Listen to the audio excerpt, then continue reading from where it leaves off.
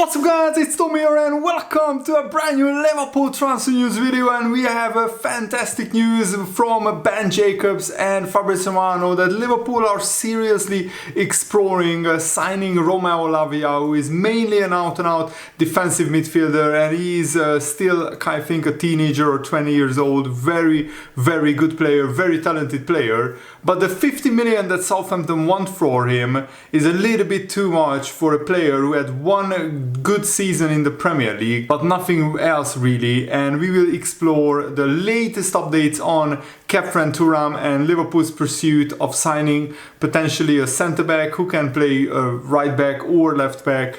So make sure to stay tuned, because in this video we will have a lot of new information. And thank you so much for 137,000 subscribers. Let's keep the hype train going.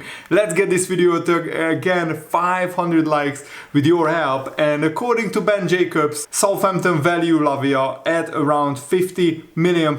Liverpool could feel that a lower fee could be possible, but Arsenal and Chelsea are also interested in Lavia. But I don't think Arsenal need another defensive midfielder. Only if they sell maybe Thomas Partey, then they will sign Lavia. But them signing Declan Rice and Havertz and Julian Timber, that would take Arsenal spending to around 200 million. So I'm not sure if Arsenal are interested in Lavia. According to Ben Jacobs, Arsenal are not advancing on Lavia yet, but he's also on their radar. And Chelsea are more focused on signing Moises Caicedo. Chelsea have like 2 or 3 senior midfielders in their team after selling a lot of their players. Kovacic and of course Kai Havertz already left the club. According to Ben Jacobs, Caicedo is not expected to be sold for £100 million, around 70 plus add-ons. 70 million plus add-ons is the transfer fee for Moises Caicedo. So Lavia is only a teenager. He was born on January the 6th, 2004. He's from Belgium, 181 centimeters tall. That's 5'11" tall, which is a little bit short for a defensive midfielder. I like my defensive midfielders to be really tall and muscular, and it will be a real shame if Liverpool don't sign Khephren, Thuram. But maybe after signing already 2 players, McAllister and Szoboszlai, who are brilliant box-to-box midfielders. Khephren, Thuram is also more defensive-minded, but still box-to-box midfielder. Maybe Liverpool are looking for a different profile. Maybe Liverpool are looking for an out-and-out defensive midfielder who can fill in for Fabinho. And maybe in 2 or 3 years' time, he can become Fabinho's heir to the throne of one of the best defensive midfielders in the Premier League. Not last season, but the season before last season and the seasons previously, Fabinho was one of the best defensive midfielders in the Premier League. And Lavia is a defensive midfielder. His role models were Sergio Busquets from Barcelona, and of course at Man City he used to look up to Fernandinho. He was on Man City's books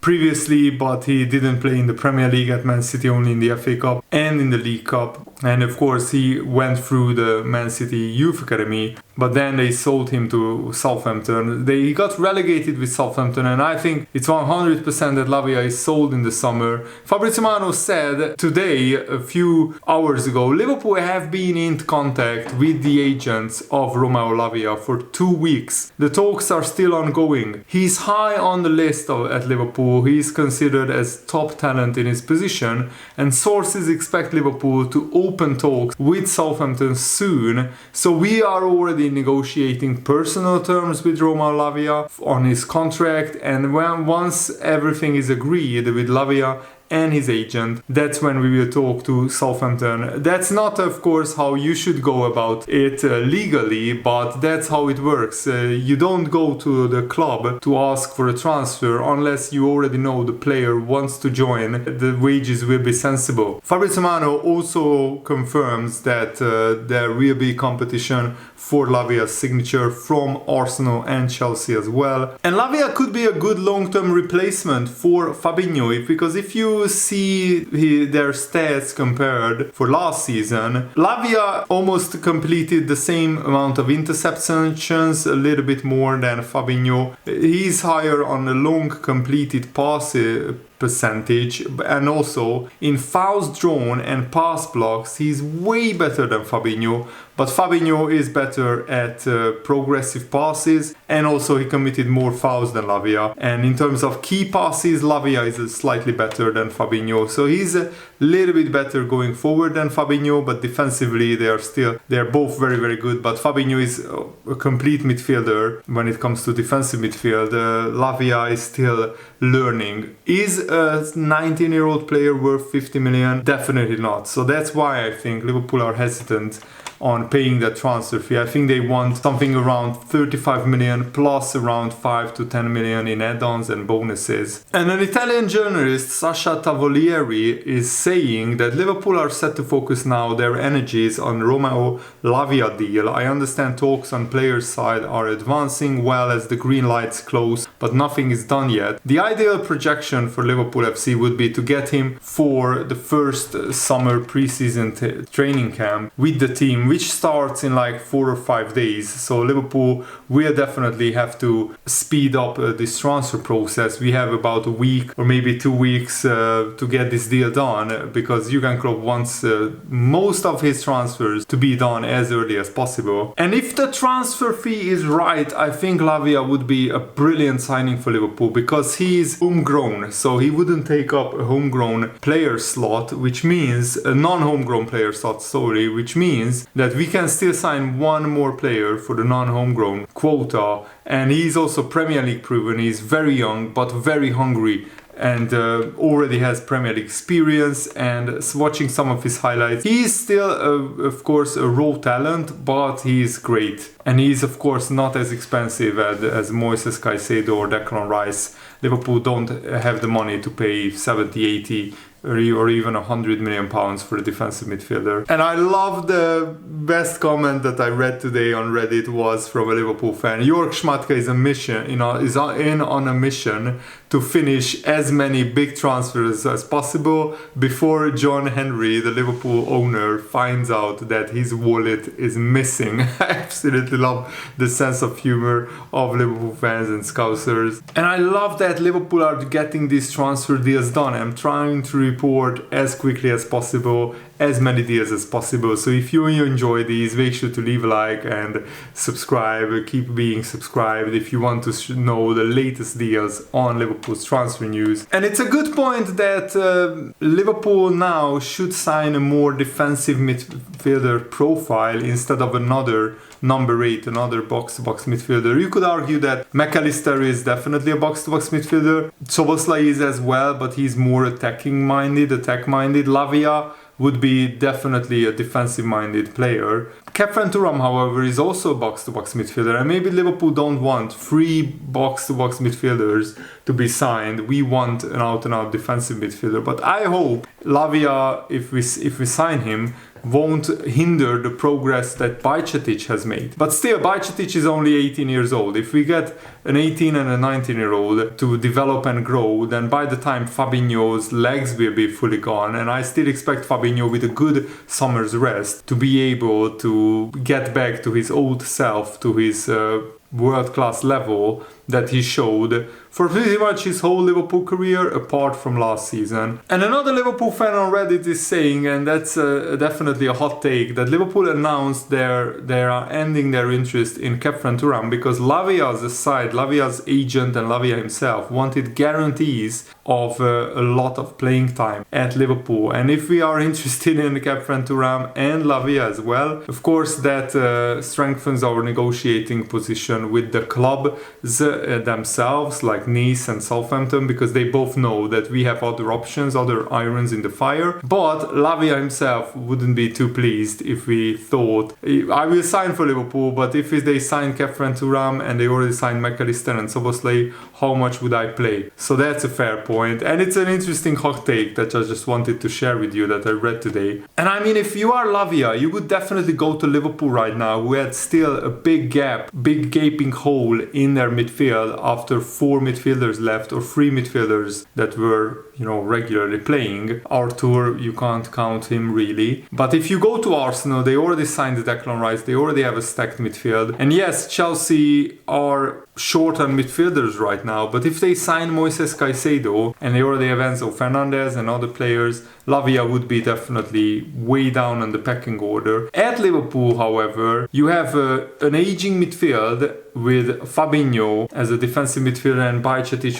who is a teenager. So Lavia would definitely get a lot more playing time at Liverpool than he would get at Arsenal or Chelsea, in my opinion. And also you also have to consider that in other midfield positions like box-to-box midfield, attacking midfield, Liverpool needed an upgrade on what they already had. Szoboszlai is definitely a huge upgrade on Jordan Henderson. I rate Henderson, but he is nowhere near as skillful, as much of a goal threat, as good physically as Szoboszlai is at 22 years old. And McAllister is not a better player than Thiago, but he is not injury prone. McAllister is very reliable and he's more of a goal threat than Thiago. On the other hand, if Fabinho has a lot more energy around him and if he's a lot more well rested, you don't need to sign a defensive midfielder who can come straight into the side and play like a Declan Rice, like a Moises Caicedo. You can sign a young player, a project. 19-year-old Lavia is perfect for this role because he can be developed and molded and upgraded and trained, get his further football education by learning from Fabinho, learning from other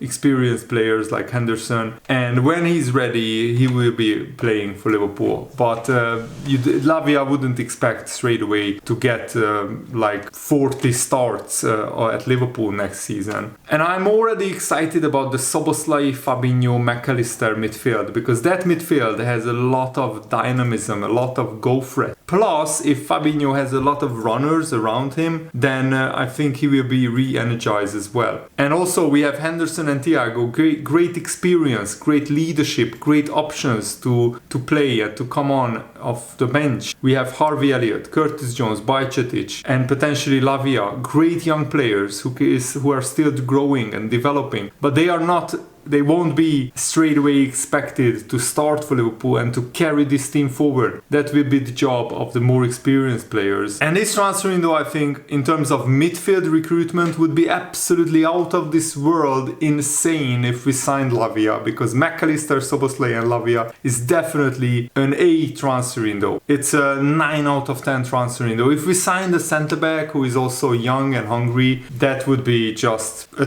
almost a 10 out of 10 transfer window in my opinion. And Ben Jacobs posted another update that he understands Liverpool now don't plan to sign Khephren Thuram following Szoboszlai's arrival because talks are not taking place with Nice this week. Liverpool have explored the deal and the price is not an obstacle. Thuram is available for far less than 60 million euros, but Lavia is the one to watch, and maybe Liverpool are looking for a different kind of profile. We were interested in Khephren Thuram, but once we figured out that we can pay the release clause of Szoboszlai, and he's definitely a much better player than Khephren Thuram, even though they are both 22 years old. Szoboszlai's goals and assists, he scored 10 goals and got 13 assists for Leipzig in the Bundesliga and in the Champions League and in the German Cup. Very tough competitions. Khephren Thuram is playing for Nice in the French league, no disrespect, but Szoboszlai is a better player, and he was a lot more expensive as well. But I think Lavia is better when it comes to the profile of the player that we are lacking. We already have a lot of box-to-box midfielders now that we signed McAllister and Szoboszlai,